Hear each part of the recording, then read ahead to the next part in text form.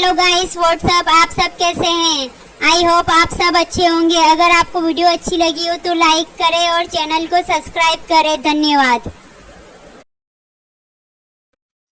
शहर के बाहर हाईवे पर पुलिस की जीप बड़ी तेजी से बढ़ती जा रही थी और शहर के बाहर एक बड़े से प्लांट के बाहर पुलिस की जीप जाकर रुकी। पुलिस इंस्पेक्टर चंदन हवलदार चिंटू के साथ अंदर गया और उसने देखा कि आसपास कुछ लोग वहां खड़े थे। हवलदार चिंटू ने भीड़ को साइड किया और देखने लगा। वो लाश बड़ी ही अजीब कंडीशन में थी। लाश का चेहरा चाकू से पूरी तरह से बिगाड़ दिया गया था और उसके मुंह को बांध दिया गया था। पुलिस वालों ने जब उसे देखा तो उन्हें भी घिन लगी थी। ऐसा लग रहा था जैसे ये लाश कई दिनों से इसी हालत में पड़ी हुई है, क्योंकि उसके जख्म में चींटियां रेंगने लगी थी। इंस्पेक्टर चंदन ने चारों तरफ देखते हुए चिंटू से कहा कि उस प्रोफेसर रितेश की फोटो लाओ जिसकी बेबी आज सुबह मिसिंग की कंप्लेन लिखा कर गई है। और हवलदार चिंटू ने अपनी जेब से फोटो निकाल कर दी तो वो दोनों एक ही थे। और इंस्पेक्टर ने कहा कि इसकी बेबी पूर्णिमा को पुलिस स्टेशन बुलवाओ। लाश को पोस्टमार्टम के लिए भेज दिया गया। इंस्पेक्टर चंदन पुलिस स्टेशन में बैठा हुआ था जब पूर्णिमा पुलिस स्टेशन आई और उसने अपने पति की लाश देखी तो उसका रो रो कर बुरा हाल हो गया। पुलिस ने जब उससे पूछा कि क्या उसके पति की किसी से कोई आपसी दुश्मनी थी या कोई नाराजगी जिस वजह से उसका कत्ल हो सकता है, तो उसकी बीवी ने बताया कि ऐसा तो कुछ भी नहीं था, लेकिन पिछले कुछ वक्त से रितेश बहुत परेशान थे। और एक दिन अचानक आधी रात में पूर्णिमा ने देखा कि रितेश सोए हुए नहीं है। उनकी आवाज बालकनी से आ रही थी और जब पूर्णिमा बालकनी में गई तो उसने सुना कि वो किसी से कह रहे थे कि मुझे ब्लैकमेल करना बंद करो। पुलिस ने पूर्णिमा को उस वक्त घर जाने के लिए कहा और इंस्पेक्टर चंदन हवलदार चिंटू के साथ रितेश जिस कॉलेज में प्रोफेसर था वहाँ के लिए निकल गया।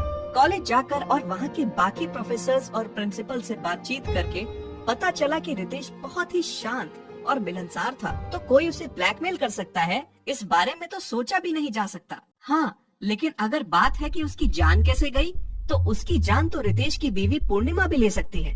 ये सुनकर पुलिस हैरान रह गई। भला एक पत्नी अपने पति को जान से क्यों मारेगी? और रितेश के एक कॉलीग ने बताया कि रितेश और पूर्णिमा की शादीशुदा जिंदगी अच्छी नहीं चल रही थी।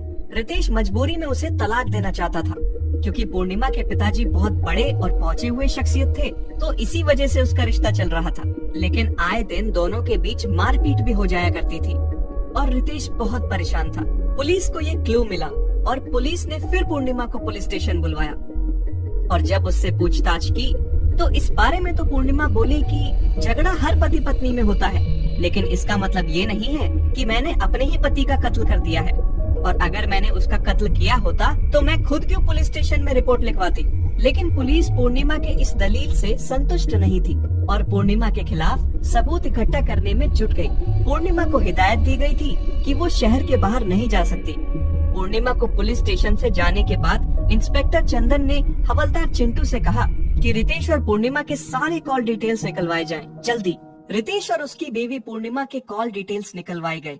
पूर्णिमा की कॉल डिटेल्स में तो ऐसा कुछ खास नहीं पता चला सिवाय झगड़ा झंझट के मैसेजेस और आपस में झगड़े वाले कॉल्स के। लेकिन रितेश के कॉल डिटेल्स और मैसेज में कुछ ऐसी चीज जरूर निकल कर आई जो चौंकाने वाली थी। एक पर्टिकुलर नंबर पर दिन में कई बार कॉल जाते थे और उस नंबर पर कई सारे रोमांटिक मैसेजेस दिखे। जब उस नंबर के बारे में डिटेल्स निकलवाई गई तो पता चला कि ये नंबर रितेश के साथ काम करने वाली एक प्रोफेसर गीतिका का है। जब प्रोफेसर गीतिका से इस बारे में पूछताछ की गई तो प्रोफेसर गीतिका ने घबराते हुए कहा कि गीतिका और रितेश एक दूसरे से प्यार करते थे और एक दूसरे के साथ रिश्ते में थे। वे दोनों शादी भी करना चाहते थे, लेकिन पूर्णिमा से तलाक नहीं ले पाने के कारण उनकी शादी नहीं हो पा रही थी। जब पुलिस ने पूछा कि उन्होंने क्यों मारा रितेश को, तो गीतिका बोली कि मैं भला क्यों मारूंगी रितेश को, हम दोनों एक दूसरे के साथ खुश थे। हाँ, पूर्णिमा को हमारे रिश्ते पर शक था और वो आए दिन रितेश के साथ साथ मुझे भी धमकी देती रहती थी। और गीतिका ने कुछ व्हाट्सएप पर मैसेजेस भी दिखाए जो पूर्णिमा ने उसे भेजे थे। एक बार फिर घूमकर सुई पूर्णिमा पर आ गई। शक के आधार पर पूर्णिमा को गिरफ्तार किया गया और प्रोफेसर गीतिका और रितेश के साथ काम करने वाले प्रोफेसर्स के साथ ही रितेश के पड़ोसी ने भी इस बात पर मोहर लगाई कि रितेश और पूर्णिमा का रिश्ता बिल्कुल ठीक नहीं था और पूर्णिमा उसे जान से मारने की धमकी देती थी। पूर्णिमा चीख चीख कर कहती रही कि उसने कुछ नहीं किया है, लेकिन सारे गवाह उसके खिलाफ थे। गवाहों के बेसिस पर पूर्णिमा को गिरफ्तार तो कर लिया गया था, लेकिन इंस्पेक्टर चंदन को अब भी इस केस में कुछ न कुछ छूटता हुआ दिख रहा था और इंस्पेक्टर चंदन पुलिस स्टेशन में बैठे रितेश के केस के बारे में बारीकी से सोच ही रहे थे कि हवलदार चिंटू ने आकर बताया कि जिस दिन रितेश का मर्डर हुआ है उसी दिन उस प्लॉट के लोकेशन पर रितेश के अलावा एक और नंबर एक्टिव था।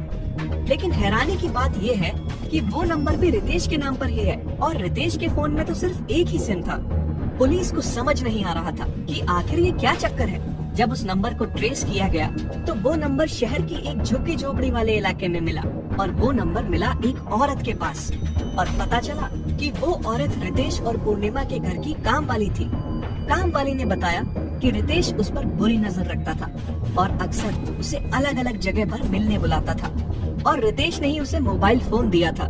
पुलिस ने जब उसके घर की तलाशी ली तो उसमें बहुत सारा कैश और गहने मिले।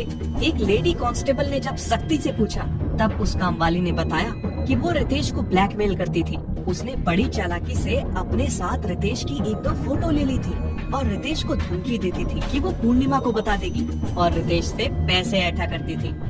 पुलिस ने जब पूछा कि आखिर उसने रितेश का कत्ल क्यों किया तो कामवाली ने बताया कि उसने रितेश का कत्ल नहीं किया है, बल्कि जिस दिन रितेश का कत्ल हुआ था उस दिन तो वो उस प्लॉट पर थी ही नहीं और रितेश से पैसे लेकर अपने घर लौट आई थी। रितेश तो उसके लिए सोने का अंडा देने वाली मुर्गी था, तो भला वो उसका कत्ल क्यों करेगी।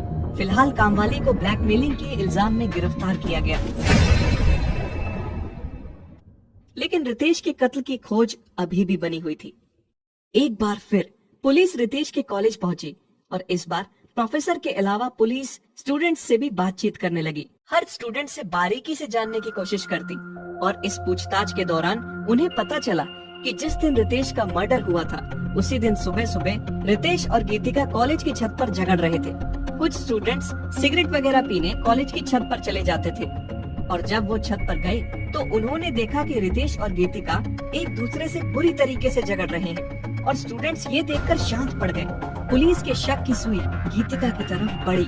जब गीतिका और रितेश एक दूसरे से प्यार करते थे, एक दूसरे के साथ खुश थे, तो फिर झगड़े की वजह क्या थी। और पुलिस ने गीतिका से बात करने का फैसला किया और जब पुलिस स्टाफ वहां पहुंचे तो पता चला कि गीतिका तो पिछले 2 दिन से कॉलेज ही नहीं आ रही है। कॉलेज से गीतिका के घर का पता लेकर पुलिस जब उसके घर पहुंची तो वहाँ भी ताला लगा हुआ था।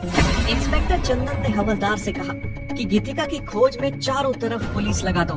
उसके रिश्तेदार, हर दोस्त और हर जान पहचान वाले से ये मालूम करो। इंस्पेक्टर गीतिका के घर का ताला तोड़कर उसके घर की तलाशी लेने लगे। घर की तलाशी ली गई तो उसके किचन में बहुत ही संभाल कर एक बड़ा सा चाकू रखा था।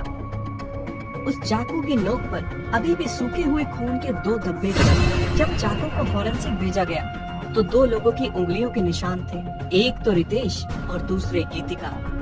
गीतिका का भागना, उसके घर से चाकू मिलना, उस पर उंगलियों के निशान और खून के धब्बे पुलिस के लिए इतने सबूत काफी थे। तभी इंस्पेक्टर को खबर मिली कि गीतिका शहर के बाहर अपने एक रिश्तेदार के यहाँ छुपी हुई है। पुलिस उसी वक्त उसके रिश्तेदार के घर गई और गीतिका को वहाँ से पकड़ कर ले आई। जब गीतिका से सख्ती बरती गई तब उसने अपना मुंह खोला और उसने बताया कि वो और रितेश एक दूसरे से प्यार करते थे, लेकिन रितेश उसे धोखा दे रहा था।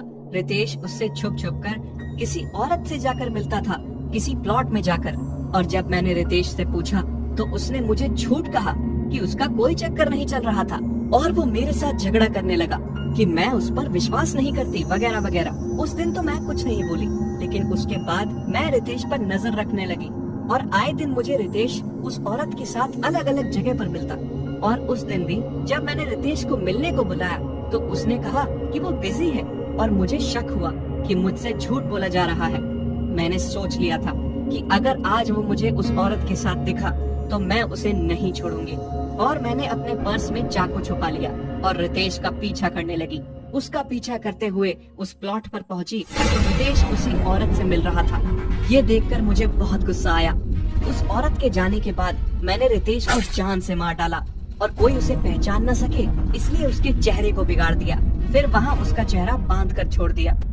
सच सामने आ चुका था। गीतिका को अरेस्ट कर लिया गया था। पूर्णिमा को बाइज्जत बरी कर दिया गया और काम वाली को भी ब्लैकमेलिंग के इल्जाम में गिरफ्तार कर लिया गया। गीतिका पर मुकदमा चला और उसे उम्र कैद की सजा